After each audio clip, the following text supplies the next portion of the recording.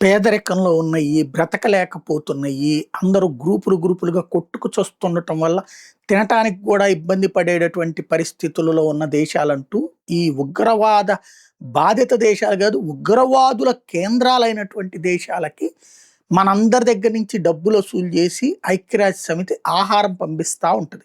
బియ్యమా, పప్పులా, గోధుమ పిండా, పాల పొడా ఇట్లాంటియి. దాంతో పాటుగా ఆర్థిక సాయాలు అందిస్తుంటది. మౌలిక వసతుల కల్పన కోసం.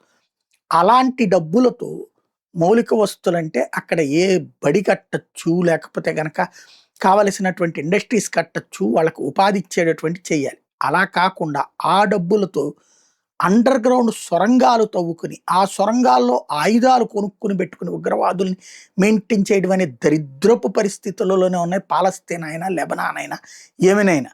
అదేమంటే అక్కడ ప్రభుత్వాలు వేరు, తిరుగుబాటుదారులు వేరంటారు. ప్రభుత్వాల కళ్ళ ఎదురుగుండా తిరుగుబాటుదారులు ఈ దరిద్రపు పని చేస్తుంటే, ప్రభుత్వానికి ఇచ్చిన డబ్బులు వాళ్ళు దోచుకుని ఈ విధంగా ఖర్చు పెడుతుంటే, చూస్తా కూర్చున్నోళ్ళు అసలు ప్రభుత్వాలుగా ఉండటం అవసరమా? ప్రపంచం కోసం అట్లా చేస్తుంటారు. హిజ్బుల్లా ఇట్లాగా ఏర్పాటు చేసుకున్న 4 సొరంగ మార్గాల్ని తాజాగా ఇజ్రాయెల్ గుర్తించింది. దాంతో అవి స్పెషల్‌గా ఏర్పాటు చేసినటువంటి కెమెరాలతో ఐడెంటిఫై చేయగలిగింది. డ్రోన్‌లతో ఐడెంటిఫై చేయగలిగింది.